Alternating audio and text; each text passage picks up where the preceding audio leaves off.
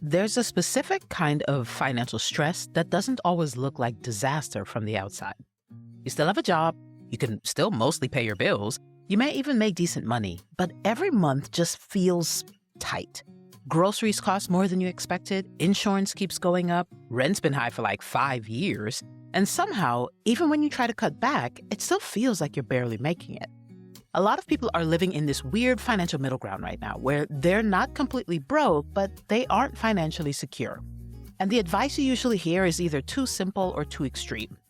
Just stop buying coffee, or you need to make more money, invest more, pay off debt. Look, most of this advice is technically correct, but it doesn't always help you when you're in the middle of the mess. You just need a little help figuring out what to handle first, what to ignore for now, what to protect, and what to stop doing before things get worse. So in this video, we're going to walk through 7 steps to do first if your money feels tight, overwhelming, or out of control. Number 1, stop trying to fix everything at once. The first thing you need to do if you're barely keeping up financially is stop trying to fix everything all at the same time. And I know this sounds strange because when money feels stressful, your brain wants to solve all of it immediately. You start thinking about how you haven't updated your budget in 6 months, but you need to deal with this credit card debt while fighting all of this inflation. Then your mind spirals into thinking about how you don't have an emergency fund, your retirement accounts aren't being invested into, plus your car payment and your rent. Suddenly, instead of making one clear decision, you feel paralyzed. Then what do most of us do? We avoid it. You tell yourself you'll look at it later. You open your banking app, feel stressed, close it, and move on with your day. But you don't need to fix everything this week. You need to identify what is causing the most pressure right now. If you're behind on rent, your first move is not researching the best high-yield savings account. If your credit card payment is about to be late, you shouldn't be worried about optimizing your investment portfolio. The first step is to stabilize. Think of it like walking into an emergency room.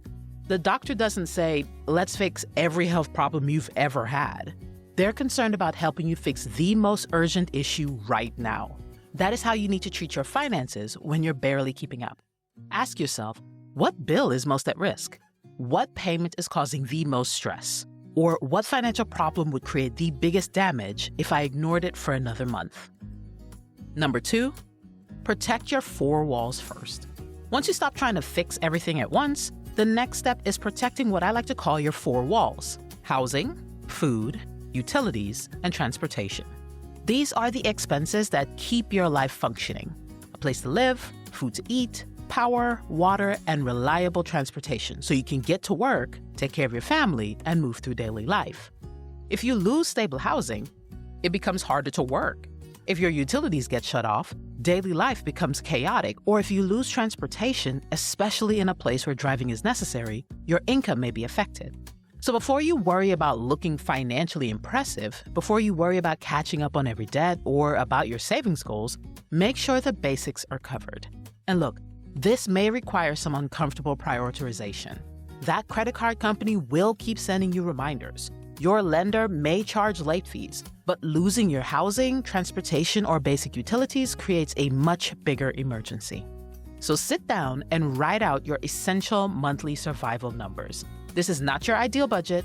This is not aspirational. This is your survival number. How much do you need each month to keep a roof over your head, basic food in the house, essential utilities on, and transportation available? This number matters because once you know it, you can compare the money you're bringing in to your essentials and determine whether the problem is spending, income, debt, or some combination of them all. Number 3, fix the leak causing the most damage. So you figured out your survival number and you've locked in your basics. The third thing to do is find the biggest leak in your financial life. Truth is, most people don't fall behind because of one dramatic purchase. They fall behind because money is leaking out consistently in ways they've normalized. Sometimes the leak is obvious. Your car payment's too high, frequent takeouts because you're too tired to cook, or a buy now, pay later habit that turned into 6 different payments spread across the month. But other times, the leak is less obvious. It might be a lifestyle that slowly adjusted upwards after a raise, or it might be helping family financially when you are not stable yourself. Perhaps you're saying yes to every birthday dinner, group trip, wedding, or night out because you don't want to seem like the person who can't afford it. So pull up your last 30 to 60 days of transactions and look for patterns. Where does money keep disappearing? What category is always higher than you thought? And here's the key. Don't start with the smallest expenses just because they're easy to criticize. Yes, small expenses can add up. But if you're barely keeping up, the biggest wins often come from the biggest leaks. A $900 car payment is a bigger issue than $7 coffee. Credit card interest at a high rate is probably doing more damage than that weekly lunch out. This doesn't mean small expenses don't matter. It means you should not distract yourself with tiny cuts while a major leak is flooding the room. Next, you ask yourself, can I reduce it, pause it, negotiate it, replace it, or stop adding to it altogether? This will always give you a good idea of how urgent the issue truly is and how to quickly try and plug it. Number 4, create a tiny emergency buffer. Now, this next one may sound backwards, especially if you have debt. But if you're barely keeping up financially, you need some kind of tiny emergency buffer. We're not talking about a fully funded emergency fund, just a small cushion between you and the next problem. When you have no buffer, every unexpected expense becomes debt. A flat tire, higher than usual utility bill, or family emergency becomes credit card debt. And once you're in that cycle, it becomes very hard to escape because you're trying to pay down yesterday's emergency while borrowing for today's emergency. So before you go extremely aggressive on debt payoff, it can help to build a starter buffer. Maybe it's $500. Maybe it's $1,000 if you can get there. The amount depends on your situation, but the purpose is the same, to stop every small surprise from turning into a new balance. If you calculated your bare minimum survival number in step 2, a good idea would be to make this your ideal buffer. That way, you know you have at least 1 month's worth of expenses saved and can cover yourself for about 30 days. Now, I want to be clear. This does not mean you ignore your bills. It doesn't mean you stop making minimum payments or you delay urgent obligations. But if you are throwing every extra dollar at debt while having zero cash cushion, you may keep ending up back in debt every time life happens. A tiny emergency buffer gives you the room to breathe, and emotionally, this matters so much. There is something powerful about knowing that if a small problem shows up, you don't immediately have to swipe a credit card. That little bit of distance can help you feel less trapped, and when you feel less trapped, you make better decisions. Number 5, stop adding new debt. The 5th step is simple, but it's not always easy. You have to try your hardest to stop adding new debt because if you're barely keeping up, one of the most important things you can do is stop the financial hole from getting deeper. This is especially true with credit card debt and buy now, pay later plans. The problem with debt is that it allows you to move today's pressure into tomorrow, and oftentimes that feels like relief. You put groceries on the card, split a purchase into 4 payments, cover a bill with credit, and in the moment it works. But the required payment doesn't disappear. It just waits for you next month, and next month already has its own problems. This is how debt turns into a cycle, not because people are irresponsible, but because debt can make an unaffordable life feel temporarily manageable. For the next 30 days, no new credit card balances, no new buy now, pay later plans, and no financing non-essential purchases. Stop using debt to protect a lifestyle that your current cash flow cannot support. If you can't afford something without adding new debt, and it is not an emergency, that is a signal to pause. Number 6, renegotiate, reduce, or remove fixed expenses. The 6th step to focus on is your fixed expenses. Because when people think about budgeting, they usually think about daily spending, coffee, lunch, groceries, and those things matter, but fixed expenses are often where your paycheck gets trapped. Rent, car payments, internet, minimum debt payments, childcare. These are the expenses that show up whether you're paying attention or not, and the danger is that once something becomes a monthly payment, we stop questioning it. We just accept it as part of life, but if you're barely keeping up, you have to question the monthly payments because your fixed expenses determine how much freedom your paycheck has before the month even begins. So go through every recurring payment and sort it into 3 categories: keep, reduce, or remove. Keep the essentials, reduce what can be negotiated, remove what no longer deserves a place in your budget. Can you shop around for insurance?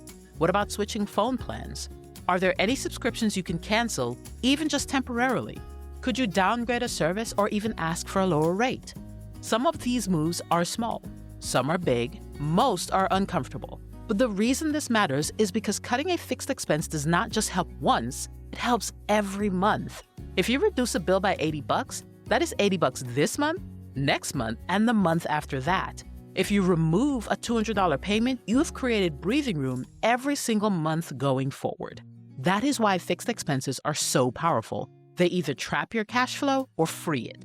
And when you're trying to stabilize, freeing up monthly cash flow is more important than coming up with the perfect budget. Number 7, create one weekly money win. The final thing I want you to do is create one weekly money win, just one. Because when you're barely keeping up financially, the emotional side of money matters.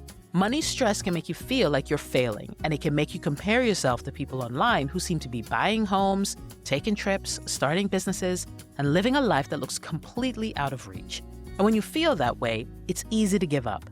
This is why small wins matter. They remind you that you still have agency and choice. A weekly money win could be canceling one subscription or making one extra debt payment, even if it's small. You could move $25 into savings or sell something you no longer use.